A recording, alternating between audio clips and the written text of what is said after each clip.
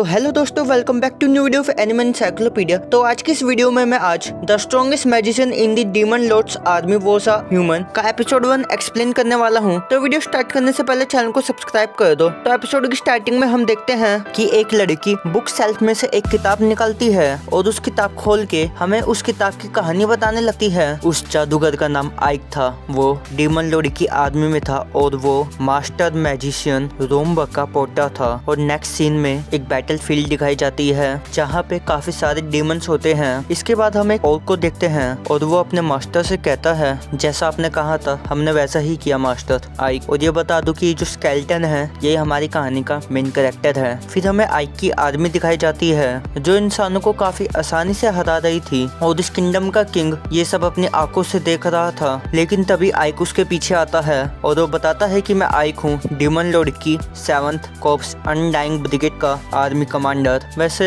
अब तुम सिर्फ 3 ही काम कर सकते हो। पहला, हार मानकर अपना किंगडम मुझे सौंप दो। दूसरा, एक सच्चे मर्द की तरह खुद मर जाओ। या तीसरा, यहाँ से भाग जाओ। लेकिन आइक की बात ना मानते हुए वो राजा आइक के ऊपर हमला कर देता है। तो आइक अपने मैजिक से उस राजा को वहीं हरा देता है और इसके बाद वो ऑर्क से कहता है, जिन सोल्जर्स ने सरेंडर कर दिया है तुम उनको हील कर दो और साथ ही इस राजा के भी। और आइक को ये सब करते हुए एक लड़की अपने मैजिक बॉल में से देख रही होती है और वो आइक को देखकर कहती है, इसने एक हफ्ते में ही इस किंगडम पे पूरी तरह कब्जा कर लिया। सच में इसके अंदर बहुत ही ज्यादा टैलेंट है। वहीं आइक अब खिड़की से बाहर देखता है, चारों तरफ बस तबाही दिखती है उसे और ये बैटल अब खत्म हो गई। आइक कहता है कि झूठ होगा अगर मैं ये बोलूं कि मुझे इतने लोगों को दर्द देखकर अफसोस नहीं हो रहा, क्योंकि आखिर में मैं भी एक इंसान हूँ, कोई डीमन नहीं। मेरे टीचर रोमबर्ग एक ग्रेट मैजिशियन थे, उन्हें इस दुनिया की हर एक चीज का ज्ञान था और उस एडवांस सिविलाइजेशन का भी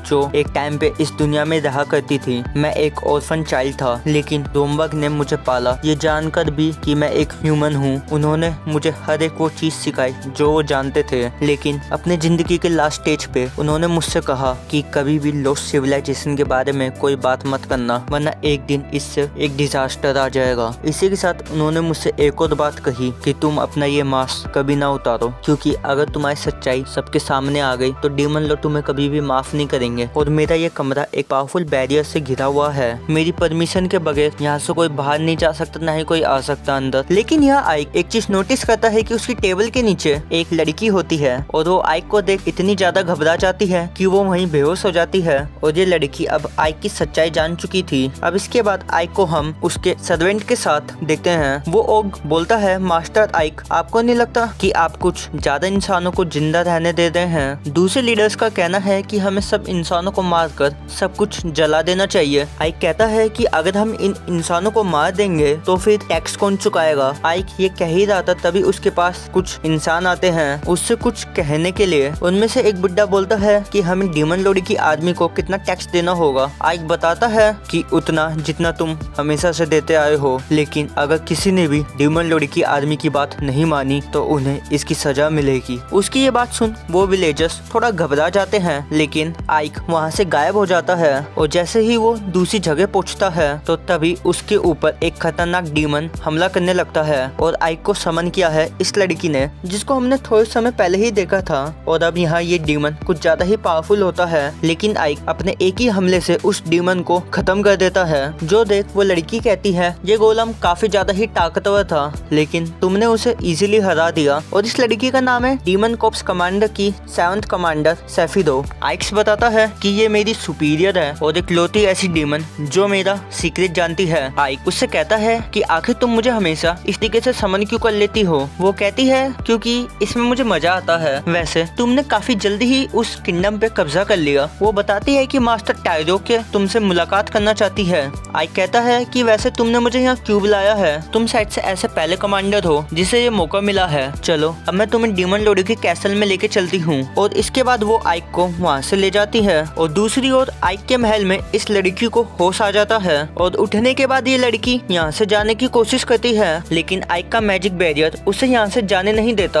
और उसके बाद वो टेबल पे देखती है कि कुछ डम्पलिंग्स रखे हुए हैं और ये डम्पलिंग्स आइक्स ने ही रखे हैं उसके लिए, जिसको वो बगैर कुछ सोचे समझे खाने लगती है। और नेक्स्ट सीन में हम देखते हैं कि आइक डीमन लॉर्ड के कैसल के बाहर होता है। इसके बाद ये दोनों आगे बढ़ने लगते हैं, लेकिन महल के दरवाजे पर 2 तो गार्ड थे और अंदर जाने वाले हर एक शख्स को चेक करके ही बेचते हैं। इसी वजह से आइक थोड़ा परेशान था, क्योंकि अगर उन लोगों ने आइक का मांस हटाया तो उनको पता चल जाएगा कि ये एक इंसान है, ना कि डीमन। लेकिन यहाँ पर सेफिरो सब कुछ संभाल लेती है। वो अपने मैजिक का इस्तेमाल करती है, जिससे उन गार्ड्स को आइक के अंदर से बहुत सारा डेंजरस मैजिक ऑरा निकलते हुए दिखता है। जो देख यहाँ मौजूद एक बंदा कहता है कि तुम्हारी ताकत बिल्कुल तुम्हारे दादा जैसी है। आइक पूछता है कि तुम मेरे दादा को कैसे जानते हो। वो कहता है कि मास्टर मैजिशियन के बारे में हर एक डीमन जानता है। और ये बात सुनकर आइक को समझ आता है कि मरने के बाद भी रोम्बक के नाम का कितना दबदबा है। अब इसके बाद कैसल के अंदर आकर ये दोनों डीमन लॉर्ड से मिलने जाने लगते हैं। और डीमन लॉर्ड का महल बहुत ही बड़ा होता है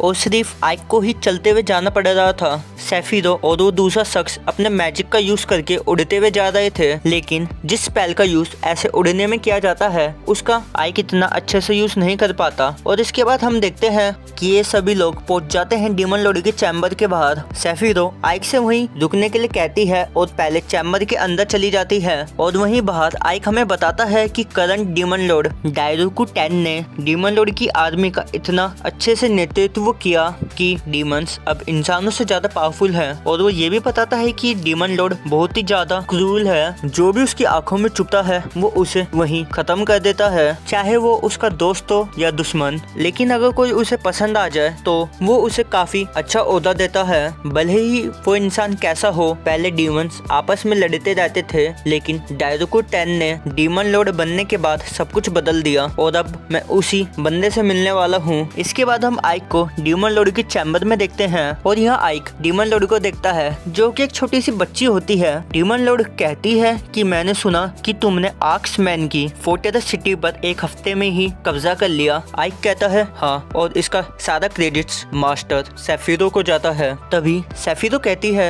कि ये उसका पोता है जिसे गार्डियन ऑफ हेल कहा जाता था। डीमन लॉर्ड कहती है अच्छा, तो ये रोम्बक का पोता है। अच्छा, तो अब समझ आया कि आखिर इसने उन इंसानों को क्यों नहीं मारा और कैसे इसने इतनी आसानी से फोर्ट्रेस सिटी पर एक वीक में कब्जा कर लिया, और न ही इसने उन इंसानों के लीडर को मारा। तभी आइक कहता है कि भले इंसानों के अंदर हम डीमंस का खौफ हो, लेकिन इस डर से वो हमारी गुलामी नहीं करेंगे। और आपको ये बात पहले से ही पता होगी कि पहले जितने भी डीमंस ने सिटी के लीडर को खत्म करा और जिन्होंने जिंदा छोड़ दिया, वहाँ के हालात कैसे हैं। और ये सब कहते हुए आइक सोच रहा था कि मैंने डीमन लॉर्ड से कुछ सेकंड्स के लिए ही बात करी और मुझे पता चल गया कि ये भी रोम्बक की तरह एशियन सिविलाइजेशन के बारे में जानती है और इसने उसी नॉलेज का यूज करके डीमन लॉर्ड की आर्मी को इतना अच्छा बनाया। वो ये सोच ही रहा था कि तभी डीमन लॉर्ड उसके पास आ जाती है और कहती है कि सच में तुम दूसरे डीमन से काफी ज्यादा अलग हो और अगली बार जब हमारी मुलाकात होगी तो मैं तुम्हारा रियल फेस जरूर देखूंगी। और ये कहकर डीमन लॉर्ड वहाँ से चली जाती है और उसके जाने के बाद आइक चैन की सांस लेता है।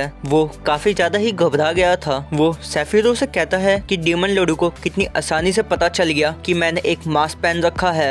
सेफिरो कहती है कि तुम्हें तो इस बात से खुश होना चाहिए कि डीमन लॉर्ड को तुम्हारी रियल आइडेंटिटी का पता नहीं चला और इसके अलावा उन्होंने तुम्हें एक गिफ्ट भी दिया है। आइक कहता है कि लेकिन मुझे तोहफा सजा ज्यादा लग रही है। इसके बाद आइक अपने महल में आता है और यहाँ आने के बाद वो उसी लड़की को देखता है जो मस्त आराम से सो रही थी। तो आइक उसे जगाता है। आइक को देखकर वो लड़की बहुत घबरा जाती है और वो कहती है कि प्लीज आप मुझे मारेगा मत, आप जो कहोगे मैं वो करूंगी। आइक कहता है कि मैं तुम्हें नहीं मारूंगा, वैसे तुम्हारा नाम क्या है। वो कहती है कि मेरा नाम 13 है और इसका ऐसा अजीब नाम इसलिए है क्योंकि ये एक स्लेव है और स्लेव्स को अक्सर नंबर से नाम दिए जाते हैं। और वो बताती है कि लेकिन मेरी माँ मुझे सैटी नाम से बुलाती थी। आइक कहता है चलो जो भी है तुम्हारा नाम, लेकिन जब तुम जान चुकी हो कि मैं एक इंसान हूँ तो इसलिए मैं तुम्हें जाने नहीं दे सकता अब। और ये बात सुन वो लड़की घबरा कर आइक के ऊपर ही चढ़े जाती है। तो आइक उससे कहता है कि आज से तुम मेरी मेड हो। और ये बात सुनकर वो लड़की खुश होकर आइक के गले लग जाती है। अब अगले दिन हम टाउन में आइक और उसकी आर्मी को देखते हैं और आज से आइक इवेलियस का रूलर है। और इसी गिफ्ट के बारे में कल सेफिरो ने आइक से कहा था। और इवेलियस साउथ की तरफ काफी ज्यादा दूर है और ये बैटल फील्ड के फ्रंट लाइन पर भी है। ये एक छोटा सा टाउन है लेकिन हमारी आर्मी के लिए काफी ज्यादा क्रिटिकल। सेफिरो बताती है कि तुम्हारा काम उस टाउन को प्रोटेक्ट करना और वहाँ से डबल टैक्स रेवेन्यू कलेक्ट करना है और ये काम आइक के लिए बहुत ही मुश्किल होने वाला है बैटल के टाइम पे एक छोटे से टाउन से डबल टैक्स रेवेन्यू कलेक्ट करना। और आई कहता है कि ये टाउन फ्रंट लाइन पर है, जिस वजह से इंसान हम पे कभी भी हमला कर सकते हैं। वैसे इस टाउन को डिस्ट्रॉय किया है सेफिरो ने। और प्रेजेंट में आई इस ओग से कहता है दीवारों को रिपेयर होने में कितना वक्त लगेगा। वो बताता है 6 मंथ लगेंगे। आई कहता है कि ये काफी लंबा वक्त है और इसी वजह से हमें इन वॉल्स को जल्द से जल्द बिल्ड करना होगा, वरना हमले के दौरान हम जरा भी टिक नहीं पाएंगे। इसलिए आई कहता है कि हम ये सब 1 महीने में करेंगे। और कहता है लेकिन ऐसा कर पाना इम्पॉसिबल है। आई कहता है कि अगर इंसान और डीमन एक साथ काम करे तो तब ऐसा पॉसिबल है। और इसके बाद डीमंस और इंसान एक साथ काम करने लगते हैं जो देख और कहता है मैंने आज से पहले ऐसी चीज कभी नहीं देखी। मास्टर आइक मुझे हमेशा इसी तरीके से चौंका देते हैं। उन्होंने हर एक चीज को इतनी अच्छे से मैनेज किया है कि मैं क्या बताऊं। ये आदमी एक जीनियस है। और काम के दौरान कई बार आई काम में मदद भी करता है, जैसे वो बड़े बड़े पत्थरों को अपने मैजिक से चकनाचूर कर देता है। और ये देखकर वो और कहता है कि मास्टर आइक जरूर से अगले डीमन लॉर्ड बनेंगे, मैं इनकी हमेशा सेवा करूंगा।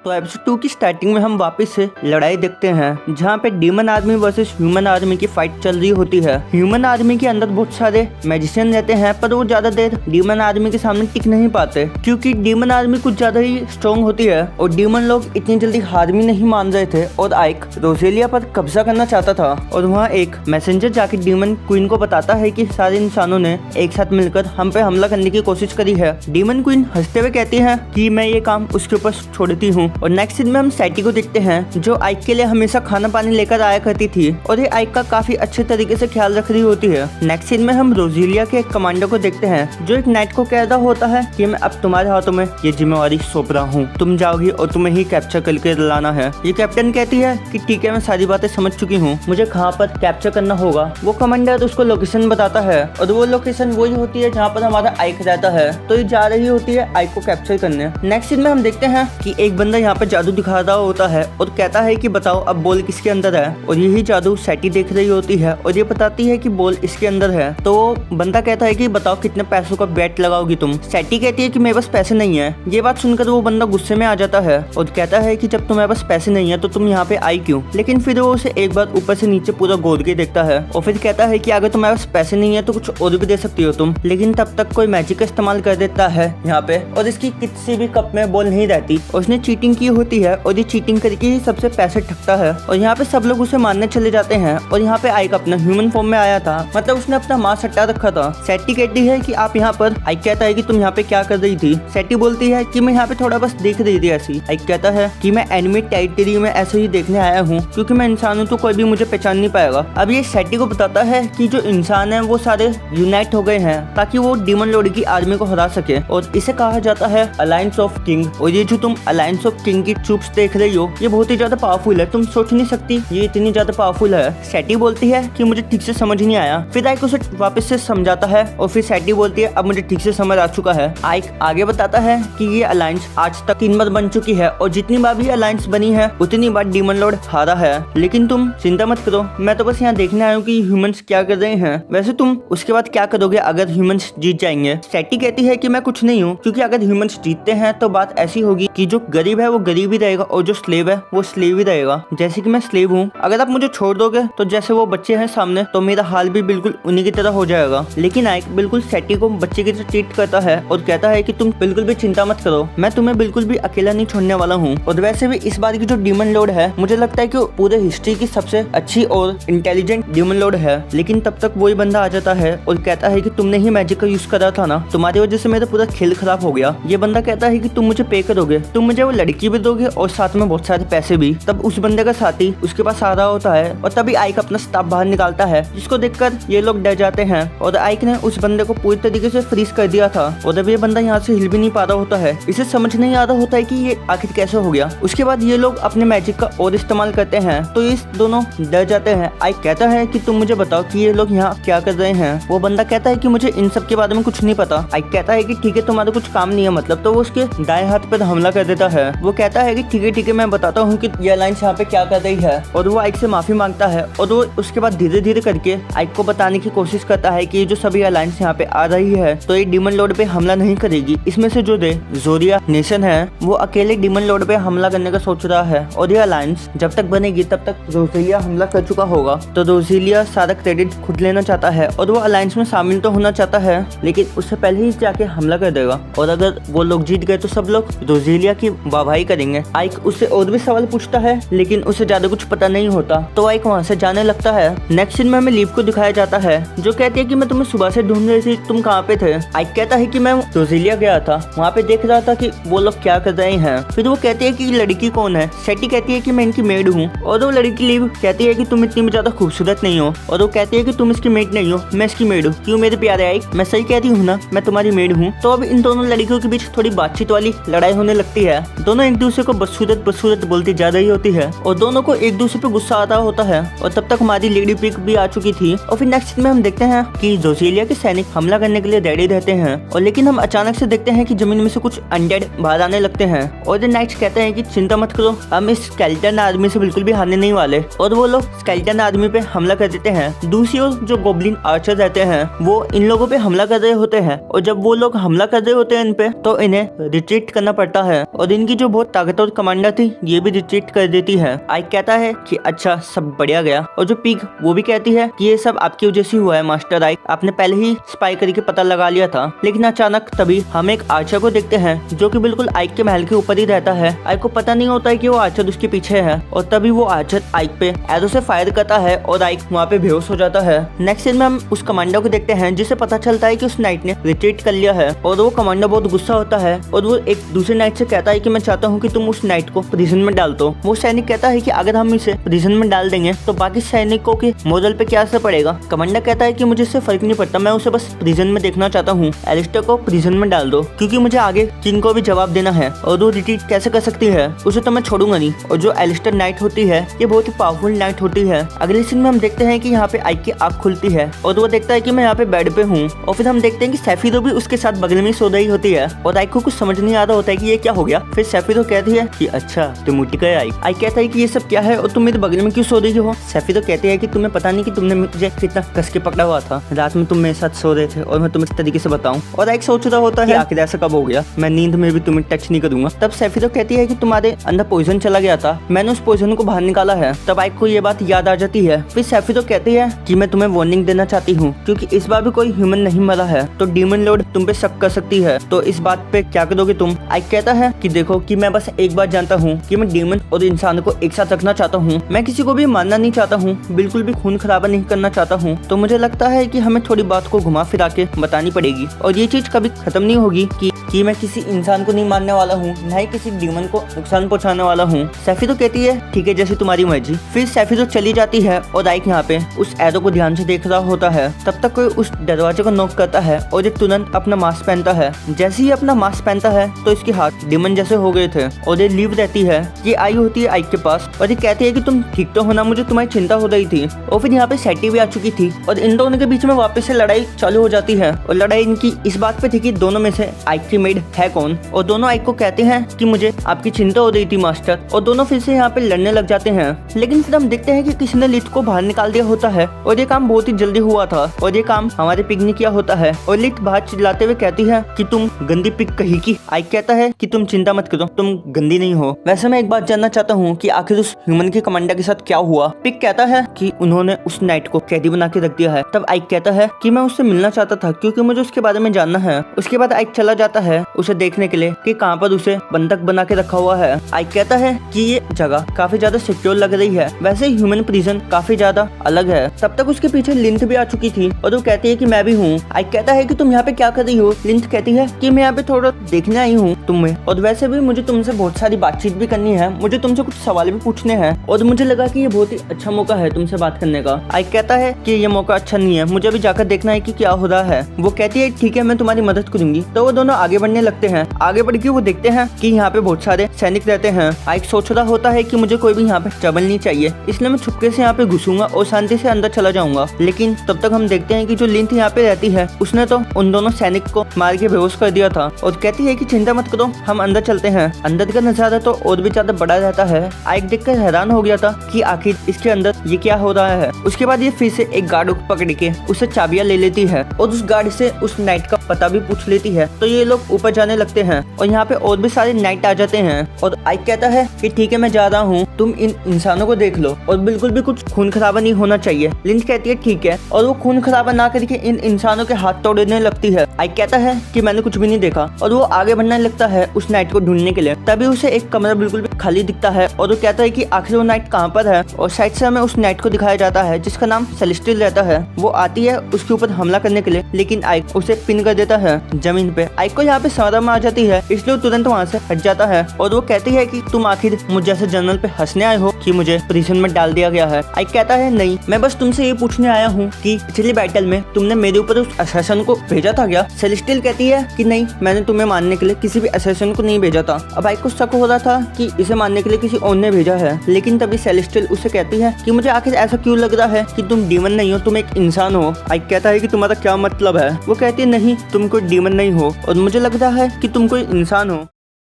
तो एपिसोड 30 की स्टार्टिंग में हम देखते हैं कि चारों तरफ खबर फैल चुकी है कि कोई घुसपैठिया घुस आया है और यहाँ हम देखते हैं कि एलिस्टर हमारे आइक को बंदी बना लेती है और पूछती है क्या तुम इंसान हो। यहाँ पर आइक उसका कोई भी जवाब नहीं देता, बस उसे चुपचाप देख रहा होता है। तभी वो कहती है कि तुम इंसान हो या नहीं, क्योंकि तुम्हें देखने से ऐसा नहीं लगता कि तुम कोई मॉन्स्टर हो। और वो कहती है कि तुम मुझसे बच के नहीं जा सकते। आइक कहता है मुझे यहाँ से कोई जाने की जरूरत नहीं और वो अपने मैजिक का यूज करता है और एलिस्टर को लगता है कि क्या हुआ, क्या इसने वक्त को धीमा कर दिया है। आइक बताता है नहीं, मैंने सभी लोगों के सेंसेस को बिल्कुल ढीला कर दिया है। और वहाँ नाइट्स भी आ रहे होते हैं आइक पर हमला करने के लिए, लेकिन आइक उन सबसे आसानी से बच जाता है। फिर नाइक अपना हमला करके उन सारे नाइट्स को हरा देता है, लेकिन यहाँ पर एक और ताकतवर नाइट आता है पर आइक उसे भी थोड़ा आसानी से संभाल लेता है। एलिस्टर ये सब देख रही होती है, उसे समझ नहीं आता कि आखिर आइक मुझे इन सब गार्ड से क्यों बचा रहा है। और हम देखते हैं कि अचानक से एलिस्टर के नीचे की जमीन गायब हो जाती है और वो नीचे गिरने लगती है, लेकिन आइक तब तक आ जाता है और इसे अपनी गोदी में उठा लेता है और उसके बाद उसे वो नीचे रख देता है। यहाँ पर एलिस्टर अभी भी उससे गुस्सा होती है और कहती है तुमने ऐसा क्यों करा, लेकिन आइक को इन सब से कुछ फर्क नहीं पड़ता। आइक बताता है कि मेरा नाम आइक है और मैं डीमन लॉर्ड की आर्मी कॉर्प्स का ब्रिगेड मेंबर हूँ। फिर आइक बोलता है कि तुम मुझे बताओ कि क्या तुमने मुझ पे हमला किया था। एलिस्टर कहती है मुझे इसके बारे में कुछ नहीं पता है, मैं तुम्हें इसके बारे में कुछ नहीं बताने वाली हूँ। आइक जानता था कि इतनी आसान से मुंह नहीं खोलेगी और वो धीरे धीरे एलिस्टर के करीब चला जाता है और यहाँ अपने मैजिक का यूज करता है जो कि होता है माइंड रीडिंग टेक्निक। और इस मैजिक का यूज करने के बाद आइक को पता चलता है कि एलिस्टर को इस बारे में कुछ नहीं पता। तब तक यहाँ पर लिंट आ चुकी होती है और देखकर हैरान हो जाती है और कहती है कि आइक तुम यहाँ क्या कर रहे हो, जहाँ पर मैं हूँ तो तुम बाकी वुमेन्स के साथ ऐसा क्यों कर रहे हो। और वो आकर कहती है कि तुम इस लड़की के साथ पर्सनली क्लोज नहीं हो सकते हो, तुम मेरे साथ पर्सनली क्लोज हो। आइक यहाँ पर जाने लगता है क्योंकि उसका काम कंप्लीट हो गया था। एलिस्टर कहने लगती है कि क्या तुम मुझे मानने वाले नहीं हो और तुम मेरे ऊपर हंसने नहीं आए थे कि मैं यहाँ पर कैद हो रखी हूँ। तब आइक कहता है कि हम यहाँ तुम्हारे ऊपर बिल्कुल भी हंसने नहीं आए थे। और फिर लिंट कहती है कि आइक हम अभी दूर है और हमारे पास टाइम भी है, तो हम वापस जाने से पहले थोड़ा टाइम स्पेंड कर ले एक दूसरे के साथ। वैसे भी अभी हमारे पास बहुत ही ज्यादा वक्त है, तो बताओ क्या करें। पर आइक उसकी बात नहीं मानता है और कहता है कि चलो चुपचाप घर। और फिर वो लोग घर पहुंचते हैं तो हमें दिखाया जाता है कि यहाँ पे सैटी आइक का इंतजार कर रही होती है। आइक यहाँ पर सैटी के लिए कुछ लाया होता है। सैटी बोलती है कि ये क्या है। आइक बताता है कि इसे राइस कहते हैं। आइक कहता है कि मुझे कहा गया था कि यहाँ का टैक्स डबल करने के लिए, पर चीजें ऐसी नहीं चलेगी क्योंकि यहाँ का जो लेबियास है ये एक फर्टाइल लैंड है और यहाँ पर वीट यानी गेहूँ बहुत ज्यादा उगता है और साथ ही साथ राइस की भी प्रोडक्टिविटी काफी ज्यादा है। तो मुझे नहीं लगता कि टैक्स बढ़ाने से कुछ होना चाहिए। मुझे तो लगता है कि हमें प्रोडक्टिविटी पे ज्यादा ध्यान देना चाहिए ताकि फार्मर्स और ज्यादा राइस उगा सके। और राइस से काफी ज्यादा बेनिफिट्स भी है क्योंकि ज्यादातर लोगों ने यहाँ पर राइस नहीं खाया होता है। फिर आइक सैटी से कहता है कि तुम डिस्को बनाओ क्यों नहीं रही हो। सैटी को समझ नहीं आ रहा होता है क्योंकि उसने पहली बार ही जिंदगी में चावल को देखा होता है। और आइक कहता है कि मैं तुम्हें इस चीज का इंचार्ज छोड़ देता हूँ और अभी मुझे काफी ज्यादा काम है। सैटी कहती है ठीक है, अगर मुझसे हो सका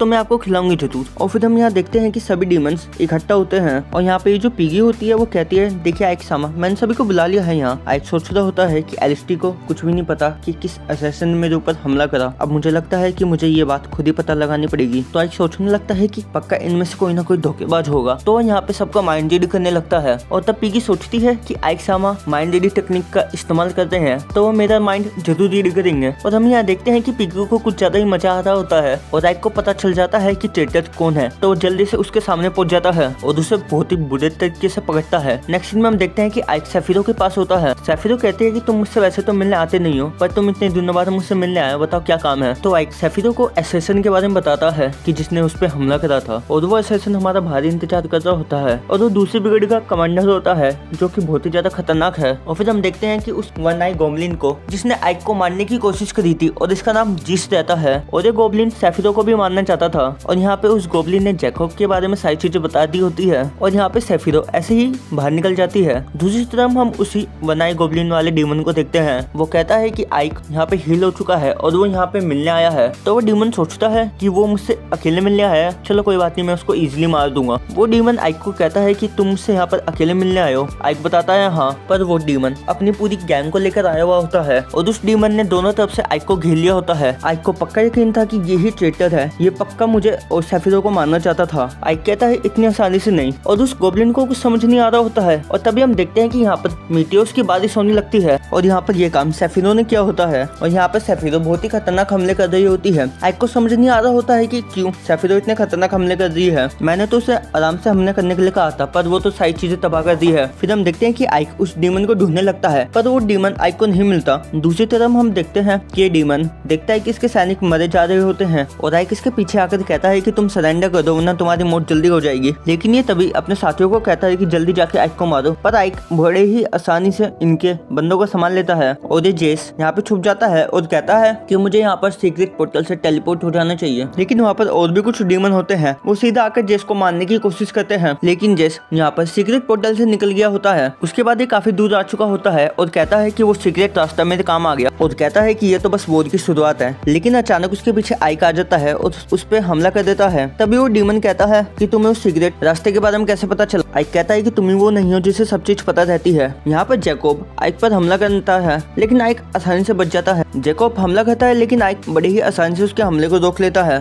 जिसके बाद आइक एक हमला करता है जिससे वो बिल्कुल पेड़ के पास जाके लग जाता है और फिर आइक उसे पेड़ से बांध देता है। और वो जेस से कहता है कि आखिर किसके कहने पर तुमने ये सारी चीजें कर रही है। लेकिन तभी जैकोब कहता है कि मेरे पास तुम्हारे लिए एक प्रपोजल है कि तुम हमारे साथ क्यों नहीं मिल जाते हो। ह्यूमंस और डीमंस के बीच कितनी सदियों से ये लड़ाई चलते हुए आ रही है और यहाँ पर हम ह्यूमंस को मारना पसंद करते हैं और उनको अपना स्लेव बनाना भी। लेकिन अब के बाद जो न्यू डीमन लॉर्ड आई है, मुझे नहीं लगता कि वो किसी काम की है और उसे खून खराबा बिल्कुल भी पसंद नहीं है और वो डीमन लॉर्ड के लिए बिल्कुल भी फिट कैंडिडेट नहीं है। क्या तुम मुझे ज्वाइन करोगे? मैं ऐसा इसलिए कह रहा हूँ क्योंकि वो डीमन लॉर्ड बिल्कुल भी सही नहीं है। उसे इंसानों की मौत से कुछ फर्क नहीं पड़ता, वो बस चाहती है कि लोग उसकी गुलामी करे। और तभी जैकोब उस पे अचानक से हमला कर देता है, लेकिन आइक इसके हमले से आसानी से बच जाता और आइक कहता है कि मैं जानता था कि तुम मुझ पे हमला करने वाले थे। और लेकिन तभी वहाँ पे सैफिरो आ जाती है और वो कहती है कि तुम्हारा बहुत हो गया आइक। आइक कहता है कि रुकिए, मैं से शायद सच उगलवा लूंगा, लेकिन सैफिरो मना करते हुए कहती है कि तुम्हारे पूछने के तरीके बहुत ही ज्यादा सॉफ्ट हैं। अचानक से उस डीमन को कुछ होने लगता है, उसकी पूरी बॉडी में पोषण फैलने लगता है। सैफिरो कहती है कि वैसे भी तुम मरने वाले हो, तो हमें सच्चाई क्यों नहीं बता देते हो? आखिर किसने तुम्हें ये करने के लिए बोला है? और वो तुम्हारे साथ बिल्कुल भी ठीक नहीं कर रहा होता है, लेकिन जैकोब पोषण के कारण मर जाता है। लेकिन सैफिरो कहती है कोई बात नहीं, जो हुआ ठीक ही हुआ। लेकिन सैफिरो को आइक पे गुस्सा आ रहा होता है क्योंकि आइक ने उससे नहीं उगलवाया था कि हमें किसने मारने के लिए कहा था। तो ये लोग फैसला करते हैं कि ये लोग जाएंगे डीमन लॉर्ड के पास और डीमन लॉर्ड को सारी चीजें बता देंगे। और नेक्स्ट सीन में हम देखते हैं कि ये लोग डीमन लॉर्ड के पास होते हैं अब, और ये लोग उस बंदे का नाम भी बता देते हैं कि आखिर कौन इन्हें मारने की कोशिश कर रहा था। वो थर्ड कोर्प्स का बेस्टन है, यानी कि मेन कमांडर, वही इन दोनों को मारने की कोशिश कर रहा था। डीमन लॉर्ड कहती है कि क्या तुम्हारे पास कोई प्रूफ है? इन लोगों के पास कोई प्रूफ नहीं होता, पर ये कहते हैं कि उसी ने मारा है। डीमन लॉर्ड फिर इन दोनों की पूरी बात सुनती है और कहती है अच्छा तो सैफिरो का ये कहना है, तो आइक बताओ तुम्हारा क्या कहना है इस बात पे। फिर हम पीछे देखते हैं कि एक नाइट होता है जिसका सन नहीं होता।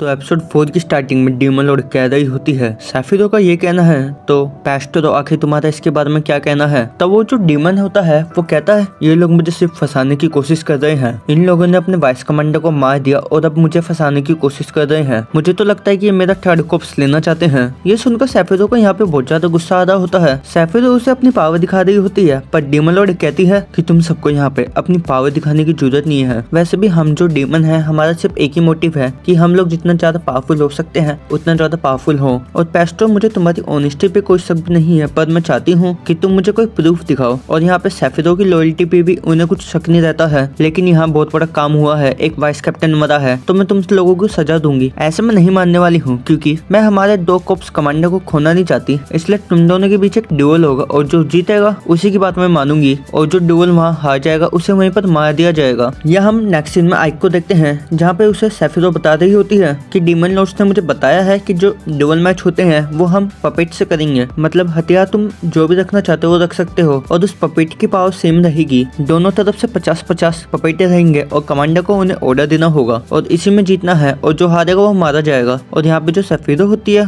उसे हमारे आइक पर बहुत ही भरोसा रहता है और कहती है कि आइक तुम मेरी तरफ से क्यों नहीं चाहते हो, मुझे तुम पे पूरा भरोसा है। आइक यहाँ थोड़ा घबरा रहा होता है और कहता है क्यों, अगर मैं हार गया तो तुम्हें पता है ना कि तुम मारी जाओगी। लेकिन सेफिरो कहती है मुझे तुम पे पूरा भरोसा है, तुम हारोगी नहीं। और नेक्स्ट सीन में हम देखते हैं कि आइक उस पिगी के साथ जाता है कि कहाँ पे लड़ाई होने वाली है और कहाँ पे है वो पपेट्स, और लड़ाई इस ग्राउंड में होने वाली है। और आइक एक और चीज के बारे में सोच रहा होता है कि सेफिरो उस पर पूरा भरोसा करती है, और सेफिरो का मानना है कि वो कमांडर तो अच्छी है, पर हमारा आइक उससे ज्यादा अच्छा कमांडर है और वो ज्यादा अच्छे से कमांड दे सकता है। और अगर मैं मर भी जाऊँ तो इसमें तुम दुखी मत होना, क्योंकि इसमें तुम्हारी कोई गलती नहीं होगी। और सेफिरो कहती है मुझे तुम पे पूरा भरोसा है, मैं तुम पे अपना आखिरी दाव लगाती हूँ। नेक्स्ट सीन में हम देखते हैं कि यहाँ पे जो पिगी होती है वो काफी ज्यादा खुश रहती है और ये भी आइक को बहुत ही ज्यादा पसंद करती है। ये सब यहाँ पे पपेट्स को देख रहे होते हैं। यहाँ पे आइक बहुत सोच रहा होता है कि मैं इनको क्या वेपन्स दूं। फिर हम नेक्स्ट सीन में देखते हैं कि यहाँ पे आइक बैठा हुआ होता है और वहाँ पे सैटी आती है और फिर वो सैटी से पूछता है कि अगर तुम्हें किसी पे हमला करना होता है तो तुम क्या करती। सैटी कहती है कि मैं आराम से चाय नाश्ता लेकर बैठी और कहती कि यही सुलझा लो मैटर, लड़ाई की क्या ही जरूरत है। आइक कहता है मैं भी यही चाहता हूँ, पर अगर मान लो कि तुम्हें लड़ने की जरूरत पड़ जाए तो तुम क्या करने वाली हो, तुम कैसे लड़ोगी। तब सैटी बताती है कुछ नहीं, बस हाथ में ऐसे शॉट लूंगी और शॉट से हमला कर दूंगी मैं। और फिर यहाँ आइक सोचने लगता है कि कौन सा वेपन यूज किया जाए और कहता है कि हालांकि लॉन्ग रेंज का वेपन ज्यादा यूज करना बढ़िया है, शॉट से अच्छा भाला, भाला से अच्छा तीर, और इस तरीके से ये लोग वेपन चूज कर रहे होते हैं। फिर तभी सैटी के दिमाग में एक आइडिया आता है और वो कहती है कि क्रॉसबो के बारे में क्या ख्याल है, वो भी तो बहुत ही ज्यादा पावरफुल वेपन है। आइक कहता है क्रॉसबो भी बहुत अच्छा वेपन है, पर हमें इससे ज्यादा कुछ अच्छा चाहिए और जो इससे भी ज्यादा ताकत हो और वो किसी भी चीज में छेद कर दे। आइक यहाँ सोच रहा होता है और इससे अचानक से याद आता है कि क्रॉसबो से ज्यादा पावरफुल तो एक गन हो सकती है। सैटी को नहीं पता होता कि गन क्या थी,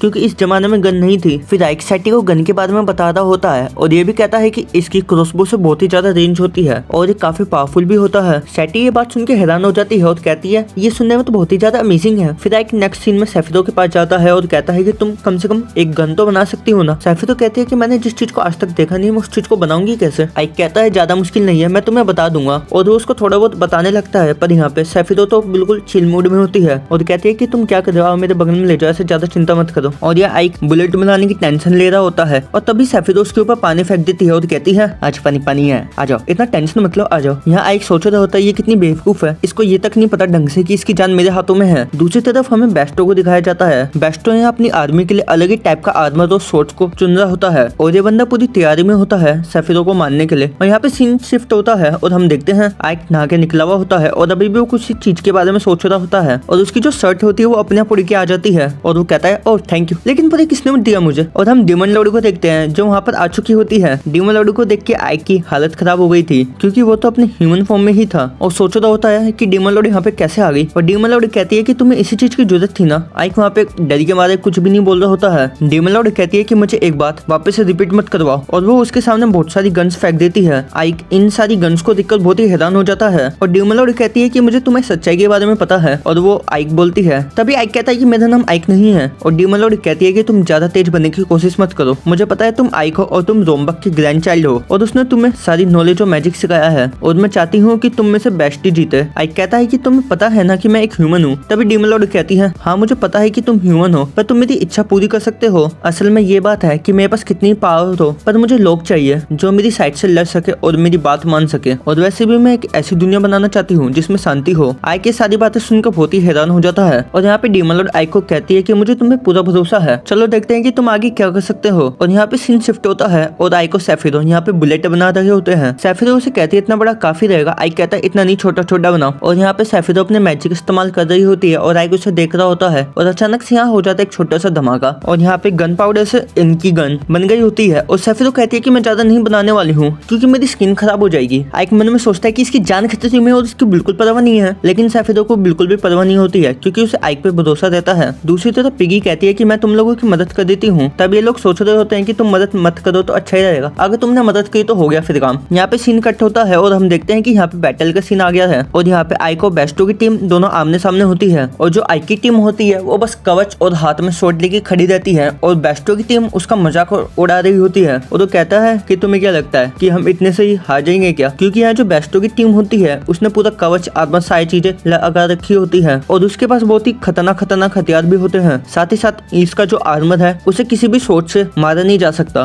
और बता रहा होता है कि डीमन लॉर्ड ने मुझे खुद ही आर्मर लाके दिया है। मुझे लगता है कि वो भी चाहती है कि मैं ही जीतूं। ये सुनकर आइक थोड़ा सा हैरान होता है क्योंकि डीमन लॉर्ड ने उसे भी बंदूकें लाके दी थी। शायद से डीमन लॉर्ड बराबरी का मुकाबला चाहती हो या फिर वो किसी चीज को टेस्ट करना चाहती हो। खैर मैं उनसे बाद में जाके पूछ लूंगा ये बात तो, पर अभी के लिए मुझे तो लड़ाई में कॉन्सेंट्रेट करना पड़ेगा। और यहाँ पे इनकी लड़ाई चालू हो जाती है और जो आइक की टीम होती है वो हार रही होती है क्योंकि इनकी शील्ड बहुत ही कमजोर होती है। और वहाँ बेस्टो हंस रहा होता है और कहता है तुम लोग तो किसी भी काम के नहीं हो, तुम लोग तो हारने ही वाले हो, तुम लोग क्या सिर्फ डिफेंड ही करने वाले हो। और फिर वहाँ अचानक से एक बुलेट का शॉट आता है जिससे बेस्टो की आर्मी का एक बंदा उड़ गया होता है। फिर आइक सभी को हमला करने के लिए कहता है। उसके बाद गोलीबारी चालू हो जाती है और एक एक करके बेस्टो की आर्मी के पपेट्स गिरने लगते हैं। ये देखकर बेस्टो को यकीन नहीं हो रहा होता है कि आखिर ऐसा कैसे हो गया और कुछ ही पल में बेस्टो की पूरी टीम हार चुकी होती है और फाइनली हमारी जो आइक की टीम है वो जीत चुकी होती है। बेस्टो को यकीन नहीं होता है कि आखिर ये कैसे हो गया। तब डीमन लॉर्ड आती है और कहती है बेस्टो ये सब यहाँ पे खत्म हो चुका है और बताओ तुम अब खुद से मरना चाहोगे एक ऑनरेबल डेथ या फिर मैं ही तुम्हें मार दूं, बताओ तुम दोनों में से क्या चूज करने वाले हो। तब बेस्टो कहता है डीमन क्वीन मैं इन दोनों में से कुछ भी चूज नहीं करने वाला हूँ, मैंने कुछ और ही चूज किया है। और साइड से उसका एक बंदा तीर चलाता है और उस तीर को डीमन क्वीन ने पकड़ लिया होता है, पर उस तीर में एक बम होता है जिससे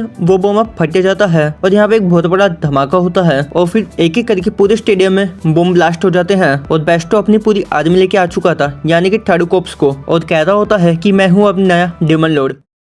तो एपिसोड 5 की स्टार्टिंग में हम रोम्बक को देखते हैं और तभी उसके सामने बहुत सारे वुल्फ मॉन्स्टर आ जाते हैं जो कि उसके ऊपर हमला कर देते हैं, पर रोम्बक भी अपने पावर का यूज करके उन सभी को इजीली खत्म कर देता है। वो जैसे ही आगे बढ़ता है तो वो देखता है कि वहाँ पे कुछ इंसान होते हैं जो कि मरे हुए हैं और उनमें से एक लेडी ने एक बच्चे को पकड़ा हुआ है और वो बच्चा और कोई नहीं बल्कि आइक होता है। तब अगले सीन में हमें वापस से अरीना का सीन दिखाया जाता है जहाँ पर आइक बास्टो की टीम को बुरी तरीके से हरा देता है, जो देखकर डीमन लॉर्ड वहाँ पर आती है और वो बास्टो से कहती है अब तुम हार चुके हो, अब तुम्हारे पास दो चॉइस है, या तो तुम खुद मर जाओ या तो मैं तुम्हें मार दूंगी। पता भी बादशाह डीमन लॉर्ड के ऊपर पीछे से हमला करके तीर मारता है, पर डीमन लॉर्ड उस तीर को पकड़ लेती है और उस तीर से एक धमाका हो जाता है और वहाँ एक एक करके बहुत सारे धमाके होने लगते हैं और हमें पता चलता है ये करवाने वाला बादशाह है। वो अपनी पूरी स्केलेटन आर्मी के साथ आ जाता है और वो कहता है आज से मैं डीमन लॉर्ड हूँ। और हम देखते हैं कि बादशाह की डीमन आर्मी जितने भी वहाँ पे डीमंस होते हैं उन सभी को वहाँ पे मार रही होती है। वो देखकर बादशाह भी काफी ज्यादा खुश हो जाता है और कहता है आज से ये दुनिया मेरी है। ये सुनने के बाद बादशाह के जितने भी डीमन साथी होते हैं वो एक एक करके सभी डीमंस को मारने लगते हैं। बादशाह अब आइक से कहता है मुझे पता है अब तुम इस सिचुएशन को देखकर समझ सकती हो कि डीमन लॉर्ड आर्मी मेरी होने वाली है, वो भी बहुत जल्द। तुम मुझे ज्वाइन कर लो और मैं तुम्हें 7th कॉर्प्स का कमांड वैसे ही दे दूंगा जैसे तुम्हारे पास अभी है। ये सुनकर आइक कहता है ये काफी अच्छा ऑफर है, पर ऐसा ऑफर तुम मुझे कभी भी नहीं दे पाओगे क्योंकि तुम डीमन लॉर्ड कभी नहीं बन पाओगे। ऐसा बोलने के बाद आइक उससे अब लड़ने के लिए तैयार हो जाता है। ये देखकर बादशाह कहता है मुझे लगा था कि तुम स्मार्ट हो पर तुम पूरे बेवकूफ हो। ऐसा बोलने के बाद बादशाह अब अपनी पूरी आर्मी को आइक के पास भेज देता है और अब आइक से कहता है आज तुम्हारा खात्मा होगा। ये सुनते ही जितने भी स्केलेटन होते हैं वो आइक पर हमला कर देते हैं और हम लोग देखते हैं कि आइक अपनी काफी पावरफुल मैजिक का यूज करता है जिससे वो सभी डीमंस गिर जाते हैं और वो सभी स्केलेटन्स को बड़े आसान से हरा रहा होता है, जिसके बाद वो दुश्मन के अटैक को डॉज करके हवा में आ जाता है और वहीं से वो सभी लोगों के ऊपर एक पावरफुल स्पेल फेंकता है और सभी लोगों को खत्म करता है, जो देखकर बादशाह भी काफी ज्यादा हैरान हो जाता है। तभी आइक तेजी से जाकर बादशाह के पास पहुंच जाता है और वो बादशाह के मुंह के ऊपर एक काफी बड़ा धमाका कर देता है और जैसे ही धुआं हटता है तो आइक देखता है कि वहाँ पे तो काफी ज्यादा लोग गिरे हुए हैं और तभी वहाँ पर बादशाह का सर आ जाता है जो कहता है ये फाइट अभी खत्म नहीं हुई है। और इसके बाद हम देखते हैं जो बादशाह की बॉडी होती है वो अचानक से आइक के पीछे आ जाती है और वो अब आइक के ऊपर हमला करने वाली होती है। तब आइक भी जल्दी से सतर्क हो जाता है और अब वो उसके अटैक को डॉज करके थोड़ा सा पीछे आ जाता है। इसके बाद बादशाह आइक से कहता है तुम ऐसे हमले करके मुझे नहीं हरा सकते हो क्योंकि तुम लगता है भूल गए हो मैं एक दुल्हन हूँ और मेरे सभी सोल्जर्स अनडेड है, यानी कि वो मर नहीं सकते क्योंकि वो ऑलरेडी मरे हुए हैं। और हम लोग देखते हैं कि बादशाह के जितने भी साथी होते हैं वो वापस से खड़े हो जाते हैं और अब वो आइक के ऊपर फिर से हमला करने लगते हैं। तो आइक भी अपने मैजिक का यूज करके उन सभी को रोक रहा होता है। वो एक तरीके से टाइम को रोक देता है और काफी तेजी से जाकर सभी डेमंस को हरा रहा होता है, पर फिर भी काफी सारे नाइट्स बचते हैं जो अभी आइक के ऊपर हमला करने आ रहे होते हैं। बादशाह आइक को बताता है कि जो मेरी आर्मी है वो इनफाइनाइट है, पर तुम्हारी मैजिक पावर इनफाइनाइट नहीं है, वो काफी जल्दी खत्म हो जाएगी। काफी दुख की बात है, तुम्हें मिलकर काम करना चाहिए था जिससे मैं तुम्हारा काफी अच्छे से यूज कर पाऊँ, पर अब तुम यही मारे जाओगे। तभी हम देखते हैं कि वहाँ पर वही गोब्लिन खड़ा था एक तीर लेकर और वो अब उस तीर को सीधा आइक के पीछे चला देता है। उस चीज के बारे में आइक को भी जल्दी पता चल जाता है, तो वो बैरियर लगाकर उस तीर से बच जाता है। ये देखकर बादशाह आइक से काफी ज्यादा इम्प्रेस होता है और कहता है अब पता चला कि तुम अनडाइन ब्रिगेड के लीडर की हो। इस तरीके से स्ट्रगल करने से तुम कुछ नहीं कर सकते, उस समय आगे अब सारी चीजें खत्म करने का। और यहाँ पर आइक भी सोचने लगता है कि अगर ऐसे ही चलता था तो मेरी मैजिक पावर भी खत्म हो जाएगी, मुझे जल्द से जल्द कुछ सोचना होगा, क्योंकि ये सभी लोग अनडेड है तो इन सभी के ऊपर डार्कनेस मैजिक काम नहीं करेगा। तभी अचानक से आइक के दिमाग में एक आइडिया आता है कि आखिर वो इन लोगों के ऊपर कौन सा मैजिक का यूज कर सकता है। वो अब एक ही जगह पर रुक जाता है और इसी मौके का फायदा उठाकर काफी सारे स्केलेटन्स उसके ऊपर हमला कर देते हैं। वो लोग अब आइक को खत्म करने वाले होते हैं, लेकिन तभी अचानक आइक एक ऐसे मैजिक का यूज करते हैं जिसकी वजह से वो जितने भी अनडेड होते हैं वो वहाँ से गायब हो जाते हैं, जो देखकर बादशाह काफी ज्यादा हैरान हो जाता है और वो सोचने लगता है कि आखिर ये क्या हो गया, आखिर ये कौन सी पावर है। दूसरी तरफ वापस से उसी गोब्लिन को दिखाया जाता है और अचानक से अब उसके ऊपर हमला होता है जिसकी वजह से उसका हाथ कट जाता है और हमें पता चलता है कि उसके ऊपर हमला करने वाली सेफिरो है जो वहाँ पर आ चुकी है। और साथ में हमें पता चलता है कि वहाँ पर अब लिलिथ भी आ चुकी है अपने बाकी साथियों के साथ, और वो सभी लोग मिलकर बाहर जितने भी डेमंस होते हैं उन सभी का रास्ता क्लियर कर रहे होते हैं। वो लोग भी बादशाह की आर्मी को हराने में मदद कर रहे हैं। तभी सेफिरो आइक के पास आ जाती है और वो कहती है हमने बाहर के डेमंस को खत्म कर दिया है, जो सुनकर बादशाह गुस्सा हो जाता है, जो देखकर डेमन लॉर्ड वहाँ पे आ जाती है और वो उससे कहती है तुम गुस्सा मत करो, तुम सेफिरो की चिंता मत करो, आइक तुम्हारा ओपोनेंट है। वहीं पर बादशाह डेमन लॉर्ड को अभी भी जिंदा देखकर काफी ज्यादा हैरान हो जाता है, जिसके बाद डेमन लॉर्ड उसके सामने आती है और कहती है मैं तुम्हें एक और चांस दे रही हूँ, आइक के साथ फाइट करो और अगर तुम जीते तो मैं प्रॉमिस करती हूँ कि मैं तुम्हें जिंदा छोड़ दूंगी। ये सुनने के बाद जो आइक होता है वो सीधा आ जाता है आगे बादशाह से लड़ने के लिए, और यहाँ बादशाह भी लड़ने के लिए तैयार हो जाता है और कहता है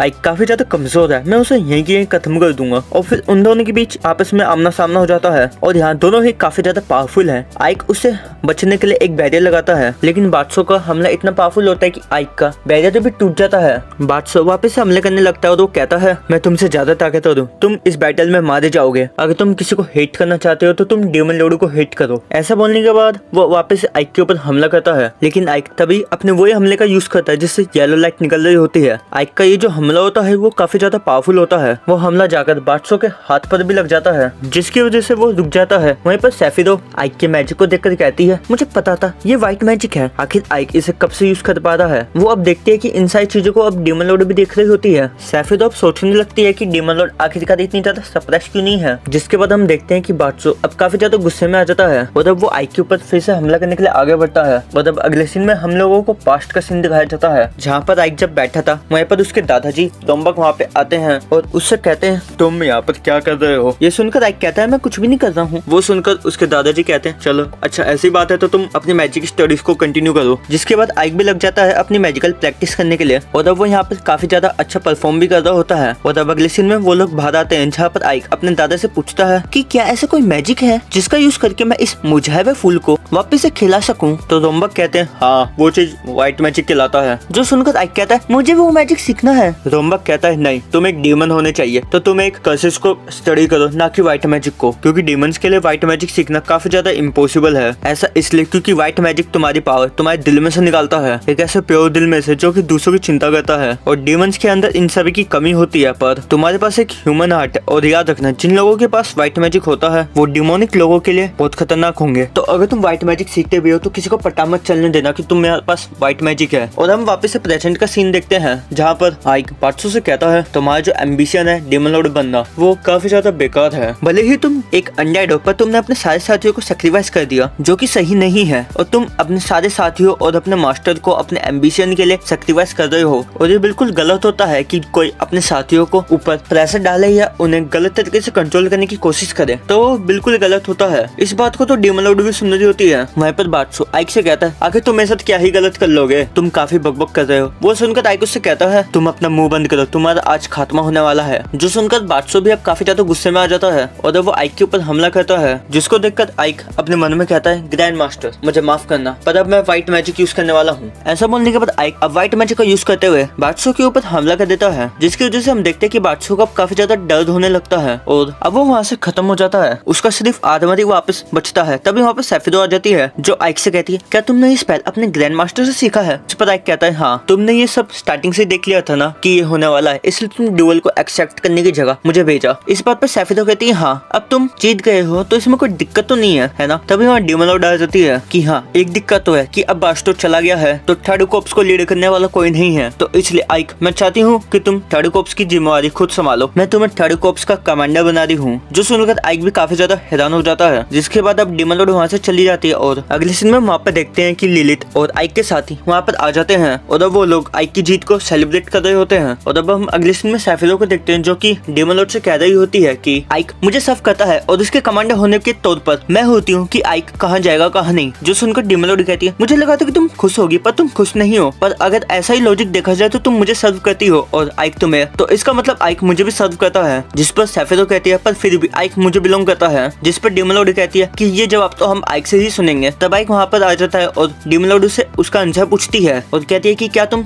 थर्ड कॉर्प्स को संभालोगे या फिर नहीं। जिस पर आइक कहता है कि हाँ मैं संभालूंगा। और नेक्स्ट सीन में हम देखते हैं कि आइक और सैफिरो कहीं पर ज्यादा ही होते हैं। तभी सैफिरो आइक से कहती है आखिर ये क्या चल रहा है? तुमने डीमन लॉर्ड को बता दिया कि तुम एक इंसान हो और वो आखिर इतना हैरान क्यों नहीं है और वो इतना ज्यादा शांत कैसे थी? जिसके बाद अब थोड़ा सा पास्ट का सीन दिखाया जाता है, जहाँ पर आइक डीमन लॉर्ड को अपना जवाब दे रहा होता है। आइक उन्हें बताता है कि जो लोग हैं उन्हें अब अपने नए टाउन की आदत होने लग गई है। पहले पहले जो मेरे साथी जो डीमंस है वो भी शोर नहीं थे इंसानों के साथ रहने के लिए, पर अब जो वो लोग हैं वो भी इंसानों के साथ अडॉप्ट कर रहे हैं। और हम लोगों को शहर का सीन दिखाया जाता है, जहाँ पर इंसान और डीमन एक दूसरे की मदद करके अच्छे से जी रहे होते हैं और काफी ज्यादा बच्चे वो भी डीमंस को पसंद करने लग गए हैं। आइक अब डीमन लॉर्ड से कहता है कि मैं सैफिरो के अंदर सर्व करना चाहता हूँ, पर जो मेरा गोल है वो है कि मैं एक ऐसी दुनिया बनाना चाहता हूँ जहाँ पर इंसान और डीमंस एक साथ रह सके। ऐसा बोलने के बाद आइक अपने मास्क को उतार देता है और कहता है मुझे माफ करना डीमन लॉर्ड, पर अभी भी मुझे सैफिरो से काफी कुछ सीखना है, तो मैं थर्ड कॉर्प्स की रिस्पॉन्सिबिलिटी नहीं ले सकता हूँ, पर बदले में मैं आपसे प्रॉमिस करता हूँ कि मैं इवेलियस को एक पहला ऐसा टाउन बनाऊंगा जहाँ पे इंसान और डीमंस एक साथ रह सकें। जो सुनकर डीमन लॉर्ड भी काफी ज्यादा हैरान होती है और कहती है चलो देखते हैं।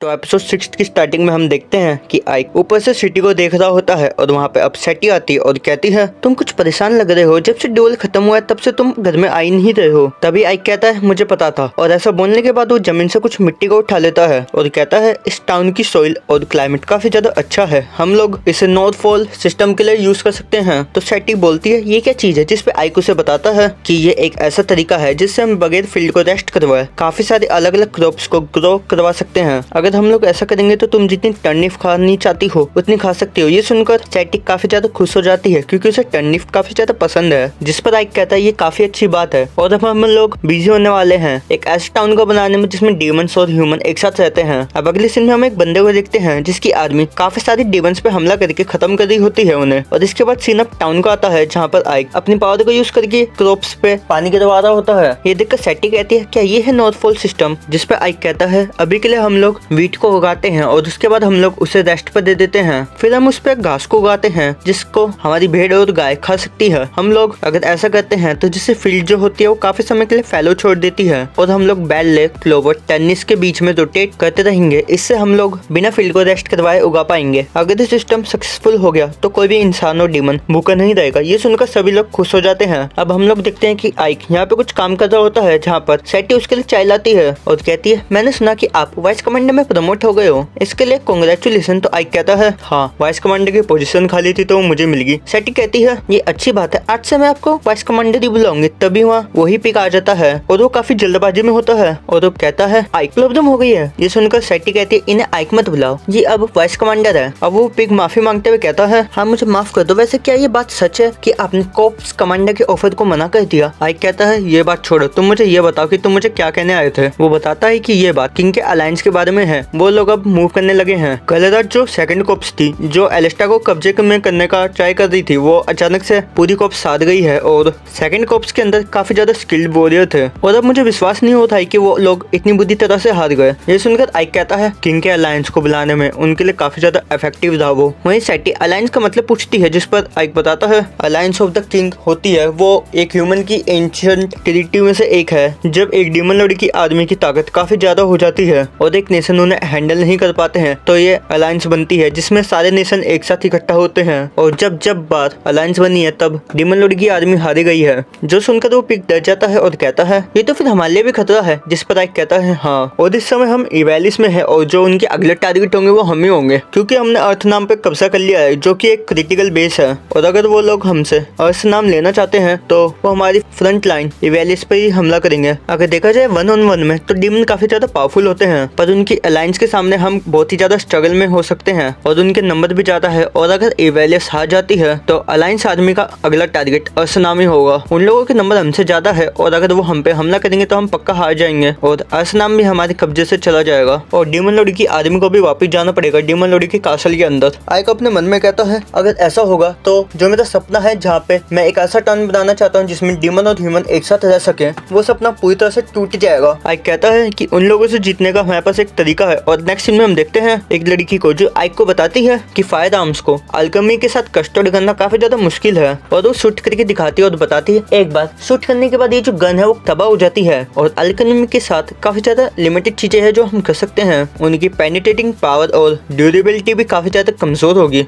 ये देखकर आइक कहता है हाँ ये तो काफी ज्यादा कमजोर है। तभी सेफिरो कहते हैं क्या हमें इन फायर आर्म्स की जरूरत है भी, हम लोग मैजिक का यूज करके बस इन्हें फ्लैटन क्यों नहीं कर देते। तो आइक कहता है ज्यादा डिस्ट्रक्शन होगा तो इन्हें रिबिल्ड करना काफी ज्यादा मुश्किल हो जाता है और अगर हम लोग अलायंस से लड़ रहे हैं तो हमें एक ऐसी वेपन की जरूरत है जो सभी लोग यूज कर सके। जो सुनकर वो एल्फ गर्ल कहती है इन्हें मास प्रोड्यूस करना काफी ज्यादा मुश्किल है, पर इन्हें पूरा करने का एक तरीका है कि हम इनके बैटल और वुड के पार्ट को अलग अलग करके बनाएं। जो सुनकर सेफिरो कहती है नहीं ऐसा करना काफी ज्यादा मुश्किल है। जो सुनकर वो लड़की कहती है तो हम लोगों को ऐसी लोगों की जरूरत होगी जो कि मेटल का काम करने में काफी ज्यादा माहिर हो। जिस पर सेफिरो कहती है वो लोग तो सिर्फ जॉफ है और ड्राफ ही साइड से इन्हें बना पाएंगे, लेकिन जॉफ बैटल में इंसानों से हार गए थे और अब वो सब गुम हो गए हैं, पता नहीं वो कहाँ होंगे। और अगर हम लोगों को ऐसे वेपन बनाने हैं तो हमें उनकी बहुत ज्यादा जरूरत पड़ेगी, पर हम लोग सभी जॉफ को एक साथ कैसे लेके आएंगे। जो सुनकर आइक कहता है वैसे तो हम सब जॉफ किंग को बुला के ही कर पाएंगे। उस जॉफ किंग को इस किंगडम के अंदर कैप्चर करके रखा गया है। अगले सीन में हम उसी किंग को देखते हैं जो कि अपनी मेमोरी को याद कर रहा होता है, जहाँ पर इंसानों के एक दो कमांडर ने काफी सारे जॉब्स को मार दिया है। और अब वो कमांडर कहता है देखा तुम्हारी वजह से क्या हो गया, मैंने जो तुम्हें कहा था तुम्हें सीधा सीधा कर देना चाहिए। तो वो किंग कहता है चुप हो जाओ, मैं कभी भी अपनी टेक्नोलॉजी को इंसानों के यूज के लिए नहीं यूज करूंगा। ये सुनकर वो कमांडर उससे ज्यादा गुस्सा हो जाता है और कहता है तुम अभी तक अपनी सिचुएशन को समझे नहीं हो। किंग अब देखता है कि उसके बेटे को भी कैप्चर कर लिया है और वो कमांडर किंग से कहता है ये अब तुम्हारी आखिरी चांस है, नहीं तो मैं तुम्हारे बेटे को मार दूंगा। अपनी ताकत का हमारे लिए यूज करो नहीं तो हम तुम्हें मार देंगे। तो किंग को उसकी बात माननी पड़ती है, जिसके बाद सभी जॉफ उसके लिए काम करते हैं। काम पूरा करने के बाद सभी जॉफ अलग अलग चले जाते हैं। वहीं पर किंग सोच रहे होते हैं कि वेस्टर्न मतलब मेरा बेटा और बाकी सभी लोग कहाँ होंगे। तभी वो अचानक देखता है कि बाहर जितने भी सोल्जर्स होते हैं वो बेहोश हो जाते हैं और वहाँ पर लिलिथ आ जाती है और उससे कहती है मैंने तुम्हें फाइनली ढूंढ लिया। ऐसा बोलने के बाद वो उसकी जेल को खोल देती है और कहती है मेरे साथ। वहीं पर जो किंग होता है वो लिलिथ से काफी सारे क्वेश्चन पूछने लगता है कि आखिर तुम मुझसे क्या चाहती हो। लिलिथ अब उससे काफी ज्यादा एनॉयड हो जाती है और अब वो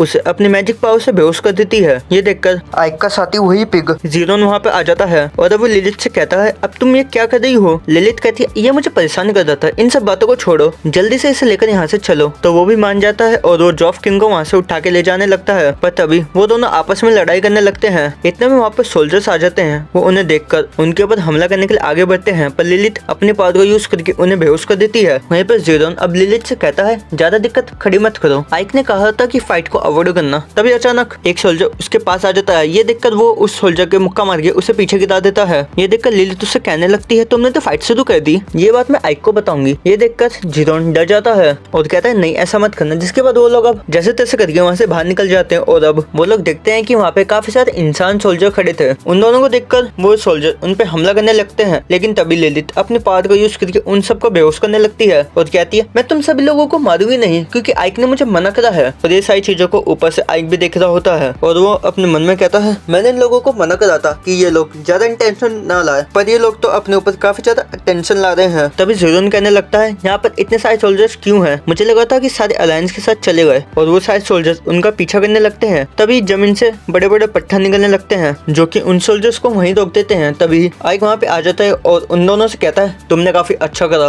वहीं पर लिलिथ आइक को देखकर कहती है ये सारे पत्थर आपने लगाए हैं ना, आप काफी कमाल के हो। वहीं पर आइक जीरोन से कहता है तुम्हारे कंधे पे किंग है तो उन्हें इस तरीके से ऐसे मत रखो। ये देखकर जीरोन भी थोड़ा डर जाता है और वो किंग को जोर जोर से गोल घुमाने लगता है। ये देखकर आइक कहता है रुक जाओ। नेक्स्ट सीन में हम देखते हैं किंग को जैसे ही होश आता है आइक उनके सामने होता है। वो आइक से पूछते हैं कि तुम मुझे यहाँ पर क्यों लेके आए हो। आइक उन्हें वही गन दिखाता है और कहता है क्या तुम इस चीज को और ज्यादा बना सकते हो। जिस पर किंग कहता है हाँ ये थोड़ा कॉम्प्लेक्स है पर मैं थोड़ा टाइम लेकर इसे बना दूंगा, पर मैं इंसानों के लिए काम क्यों करूँ, मैं तुम्हारी मदद करने से मना कर रहा हूँ। तुम मुझे वैसे यूज करने की सोच रहे हो जैसे इंसानों ने करा था। तुम्हें अगर मुझे मारना है तो मार दो पर मैं तुम्हारा गुलाम कभी नहीं बनूंगा। ये सुनकर आइक कहता है ऐसा सोचना तुम्हारे लिए काफी ज्यादा नेचुरल है पर मैं अपने ड्रीम्स को पूरे करने के लिए इसकी हेल्प करूंगा। मैं इंसानों डीमंस के बीच में शांति लाना चाहता हूँ और मेरे साथ आओ, मैं तुम्हें कुछ दिखाना चाहता हूँ। ऐसा बोलने के बाद आइक उसे अब शहर में ले जाता है जहाँ पर डीमंस और इंसान एक साथ काम कर रहे होते हैं। ये देखकर किंग काफी हैरान होता है। वहीं पर आइक कहता है मैं इंसान और डीमंस को एक साथ खुशी से रहने देना चाहता हूँ, इसके लिए मुझे तुम्हारी मदद चाहिए। ये सुनकर किंग कहते हैं ये तो काफी इंटरेस्टिंग है पर मुझे ये समझ नहीं आ रहा है कि इंसानों ने हमारा यूज करा और हमारी कंट्री को डिस्ट्रॉय कर दिया और अब सब जॉब दुनिया में इधर से उधर भटक रहे हैं। अगर मेरी मदद करने से इंसानों की मदद होगी तो मैं तुम्हारी मदद क्यों ही करूँ, मुझे इंसानों से कुछ भी फर्क नहीं पड़ता है। ये सुनकर आइक कहता है अच्छा तो अगर तुम क्या करोगे कि मैं तुम्हारी शांति को वापस ले आऊं, यानी अगर तुम इस वेपन को ज्यादा से ज्यादा बनाओगे तो मैं डीमन लॉर्ड को बोल के तुम्हारा ड्राफ्ट किंगडम वापस से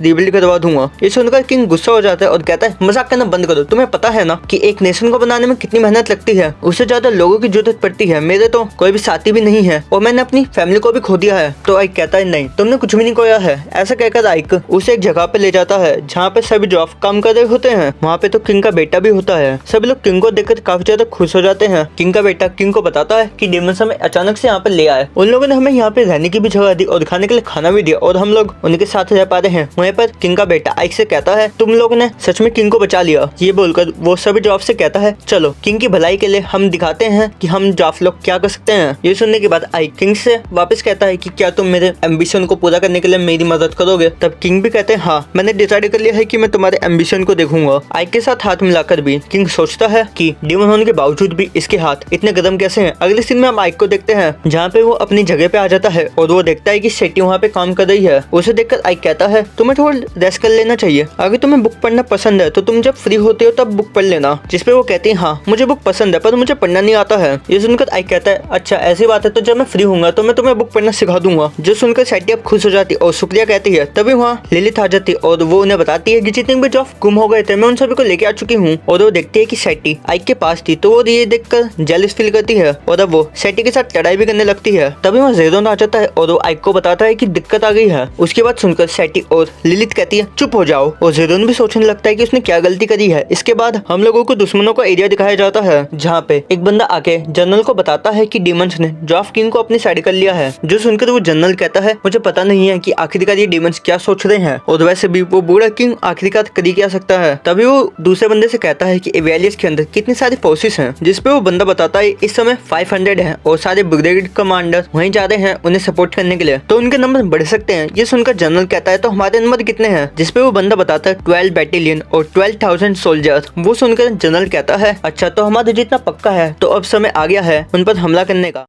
एपिसोड की स्टार्टिंग में हम देखते हैं कि यहाँ पे जो ज़ेरोन होता है वो यहाँ एक पहाड़ पे चढ़ रहा होता है और तभी एक बंदा उससे कहता है आप कर सकते हैं, हम लोग बस आ ही गए। तब फिर ज़ेरोन बोलता है प्लीज मास्टर आप इसे अगली बार थोड़ा आसान बना दीजिएगा, आप यहाँ पे फ्लाइंग मैजिक का इस्तेमाल कीजिए ताकि मैं ऊपर चढ़ सकूं। तब आइक कहता है ठीक है मैं ट्राई करूंगा। फिर जो ज़ेरोन होता है वो ऊपर आ जाता है। आइक कहता है तुमने अच्छा करा। फिर हम देखते हैं कि ये तीनों एक गुफा के अंदर चले जाते हैं और नेक्स्ट सीन में हम जाफ को देखते हैं जो यहाँ पे बंदूकों के पार्ट को बना रहे होते हैं और फाइनली ये सब बंदूकों को असेंबल कर देते हैं। और नेक्स्ट में हम ज़ेरोन को देखते हैं जो कि गोब्लिन्स को बंदूकें चलाना सिखा रहा होता है। और फिर यहाँ बहुत सारी अलग अलग आर्मी आ चुकी होती है जो होती है वुल्फ, ड्रैगन और गोब्लिन आर्मी। यहीं पे हम आइक को देखते हैं जो यहाँ मीटिंग कर रहा होता है। तभी यहाँ पे वो ओर्ग कहता है मुझे बिल्कुल भी विश्वास नहीं हो रहा कि आपने इतने कम टाइम में ये जो गेट है इसको तैयार करवा दी। आखिरकार आपने कौन सा मैजिक का इस्तेमाल करा है। आइक कहता है मैंने मैजिक का इस्तेमाल नहीं करा, मैंने सिर्फ शिफ्ट में काम किया है। मैंने ह्यूमंस और डीमंस को दोनों से काम करवाया और ह्यूमंस को पेड करा।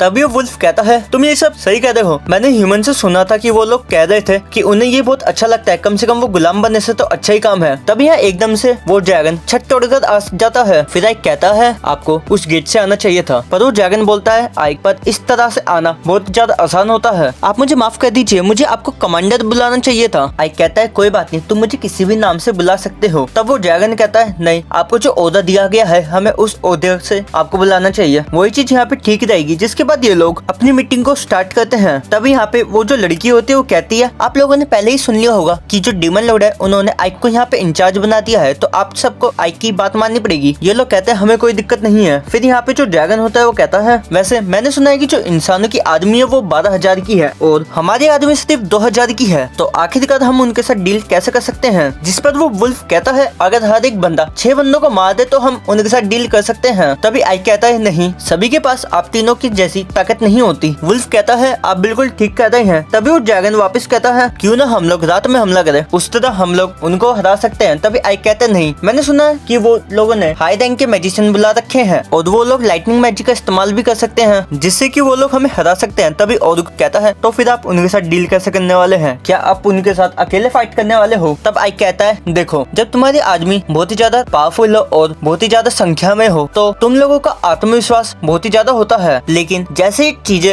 एकदम बिगड़ने चालू हो जाती है तो तुम्हारा कॉन्फिडेंस भी डाउन हो जाएगा और तुम यहाँ पे कुछ नहीं कर पाओगे। तो हम लोग इसी मौके का फायदा उठाएंगे और उनके ऊपर हमला करेंगे। फिर नेक्स्ट सीन में हम सैटी को देखते हैं जो आइक से कहती है, वैसे यहाँ बहुत सारे बंदे रहने आ गए हैं, ये काफी अच्छी बात है। आइक कहता है, क्या तुम्हें डर नहीं लगता? सैटी कहती, नहीं, मुझे डर नहीं लगता क्योंकि आप मेरे साथ हो और वैसे भी आप काफी ज्यादा अच्छे बंदे हो, अगर कुछ भी हुआ तो आप मुझे प्रोटेक्ट कर सकते हो। आइक कहता है, वैसे वो लोग भी बुरे बंदे नहीं है। सैटी कहती है, मैं यहाँ पे फाइटिंग नहीं कर सकती हूँ, वैसे मैं आपके यहाँ पे जो ऑपरेशन है उसमें आपकी हेल्प जरूर कर सकती हूँ। आइक कहता है, ऐसा तो मेरी सेना जल्दी ही बढ़ जाएगी। सैटी कहती है, हमें अपने बंदों को कुछ और भी देना चाहिए क्योंकि हम लोग उन्हें हमेशा सादा सूप ही देते हैं। फिर आइक यहाँ किताबों के पास आ जाता है। सैटी कहती है, मैं ये नहीं कह रही कि आप यहाँ पे खुद अपनी चीजों को बनाए। आइक कहता है, मैं यहाँ पे चीजों को बना नहीं रहा हूँ, मैं यहाँ पे किताब उठा रहा हूँ जिससे मैं खाने को देख पाऊंगा। सैटी कहती है, अच्छा तो ये बात है, वैसे आपका शुक्रिया क्योंकि आपने उस मेथड को बताया था जिससे हम यहाँ पे अच्छा काम कर पा रहे हैं। अच्छा तो हम लोग क्या राइस उगा पा रहे हैं? सैटी कहती, हाँ बिल्कुल, हम यहाँ पे राइस उगा पा रहे हैं। फिर आइक सैटी को एक पिक्चर दिखाती है और कहता है, तो हम लोग इसे बना सकते हैं। तब यहाँ पे सैटी खाना बनाने लगती है और थोड़ी देर बाद ये खाने को बना के सबके सामने पेश कर देती है। आइक कहता है, वैसे इसमें ज्यादा टाइम नहीं लगता है इसको बनाने में, तो हम इसको बहुत ही ज्यादा अमाउंट में बना सकते हैं और इसकी क्वालिटी भी अच्छी है, तो ये हमारी हेल्प जरूर कर सकता है। फिर यहाँ पे ये दोनों खाना खाने वाले हो रहे होते हैं। फिर तभी यहाँ पे ज़ेरोन आ जाता है और वो कहता है, ये तो बहुत गलत बात है, आप दोनों अकेले अकेले यहाँ खाना खा रहे हो मेरे बिना। आइक कहता है, चलो तुम भी खाओगे। ज़ेरोन हाँ में जवाब देता है। फिर यहाँ पे लिली आ जाती है और कहती है, ये तो बहुत गलत बात है कि आप मेरे बगैर खाना खा रहे हो। और फिर यहाँ फिर से लिली और सैटी में थोड़ी नोकझोंक होती है। फिर ज़ेरोन आइक से कहता है कि आप खाना नहीं खाएंगे? आइक कहता है, मैं अभी यहाँ खाना नहीं खाऊंगा, मैं थोड़ी देर बाद खाऊंगा। वैसे तुम मुझे बताओ कि इसका स्वाद कैसा है, क्या हम अपनी सेना को ये खिला सकते हैं? ज़ेरोन कहता है, हाँ बिल्कुल, और वैसे जो इसमें चावल है उसने मीट की खुशबू और तेल को सोख लिया है और जो यहाँ मीट नहीं खाते वो भी इसे खा सकते हैं और उनको ये बहुत ही ज्यादा अच्छा भी लगेगा। आइक कहता है, खाना तैयार हो गया, गेट तैयार हो गया और यहाँ पे जो हथियार है वो भी तैयार हो गए, बस अब युद्ध का समय आ चुका है। जो गोब्लिन होते हैं वो यहाँ पे बड़े बड़े हॉर्न बजा रहे होते हैं क्योंकि यहाँ पे दुश्मन सेना आ चुकी होती है। आइक भी यहाँ पे बाहर आ चुका है अपनी सेना को लेके। आइक कहता है, अगर हम लोग हार गए तो ये लोग सिटी के अंदर चले जाएंगे और अगर ये एक बार सिटी के अंदर चले गए तो सब कुछ तबाह हो जाएगा, तो इसलिए हमें इन्हें कैसल के सामने ही रोकना पड़ेगा, हम लोग इन्हें सिटी के अंदर नहीं जाने दे सकते, हमें इन लोगों को प्रोटेक्ट करना पड़ेगा। तभी लिली कहती है, आप चिंता मत कीजिए, हम यहाँ पे सब कुछ संभाल लेंगे। दूसरी तरफ जो इंसानों में कमांडर होता है वो कहता है, इनकी सेना कितनी छोटी सी है, मुझे बिल्कुल भी मजा नहीं आ रहा इनके साथ लड़ाई करने में। तभी दूसरा सोल्जर कहता है, हम यहाँ पे हर जगह से सैनिक लाए हैं और वो सैनिक बहुत ही ज्यादा बहादुर हैं और बहुत ही ज्यादा स्किल्ड सैनिक हैं। जिसके बाद हम इन दोनों की सेना को देख पाते हैं और यहाँ पे हमें साफ पता चलता है कि इन दोनों की सेना के बीच कितना बड़ा डिफरेंस है। और फिर यहाँ युद्ध का आरंभ होता है और इंसान यहाँ तीरों को फेंकने लगते हैं। फिर यहाँ आइक जो होता है वो अपना बैरियर लगा देता है और इन सबको अपने बैरियर से बचा लेता है। आइक कहता है, मुझे पूरा यकीन था कि ये लोग ये काम जरूर करने वाले। तभी लिलिथ कहती है, आइक सामा, आप बहुत ही ज्यादा स्ट्रॉन्ग मैजिशियन है पूरी डीमन आर्मी के अंदर। आइक कहता है, तुम अपने काम पे ध्यान दो। और फिर यहाँ वो सोचने लगता है कि किंग का अगला स्टेप क्या होगा और फिर से यहाँ इंसान हथियारों को फायर करते हैं और यहाँ पे डीमंस बोल रहे होते हैं कि क्या ये लोग पागल हैं। और तभी यहाँ जो इनका बैरियर होता है वो एकदम से हट जाता है। फिर हम यहाँ इंसानों को देखते हैं जिनके जो मैजिशियन होते हैं उन्होंने ये काम किया होता है। अब बैरियर हटने के कारण जो टीस होते हैं वो डीमंस को लगने लगते हैं और इंसानों ने यहाँ पे हमला बोल दिया होता है। जिसके बाद हम ज़ेरोन को देखते हैं जो आइक से कहता है, हमारी यहाँ पे बंदूकें तैयार है। आइक कहता है, नहीं अभी नहीं। हम यहाँ पे बड़े से औरत को देखते हैं जो पत्थरों से हमला कर रहा होता है और यहाँ पे सभी सैनिक को मार रहा होता है और वहीं कुछ सैनिक सीढ़ी लगा लेते हैं कैसल की दीवार के पास और ये लोग ऊपर चढ़ने की कोशिश कर रहे होते हैं लेकिन डीमंस पत्थर मार के उनको गिरा रहे होते हैं। तभी ये जो सोल्जर होता है वो कहता है, हमें टाइम की कोई परवाह नहीं। तभी जो जनरल होता है वो कहता है, वैसे आज डिनर में क्या है, क्योंकि मुझे यहाँ शांति भरा डिनर करना है और इसलिए मुझे ये पहले खत्म करना पड़ेगा, तो तुम लोग यहाँ पे तीरों का हमला करो। वो दूसरा सोल्जर कहता है अगर हमने यहाँ पे हमला करा तो जो इंसान है वो भी मर जाएंगे। जनरल कहता है मुझे इसकी कोई परवाह नहीं है। फिर ये लोग तीरों और पत्थरों से हमला शुरू कर देते हैं और जो हमला होता है वो गॉब्लिन्स और इंसानों पे दोनों पे लग रहा होता है। और यहाँ पे ये लोग मरना चालू हो जाते हैं और यहाँ पे इंसान के सैनिक उस कैसल में घुसने की कोशिश करते हैं और यहाँ पे डीमंस उनको रोकने की कोशिश करते हैं। और यहाँ पे हम एपिसोड की एंडिंग में देखते हैं कि सेटी घायलों की मदद कर रही होती है और यहाँ पे ये एपिसोड एंड हो जाता है। अगला एपिसोड देखने के लिए चैनल को सब्सक्राइब कर दो। तब तक के लिए सायोनारा।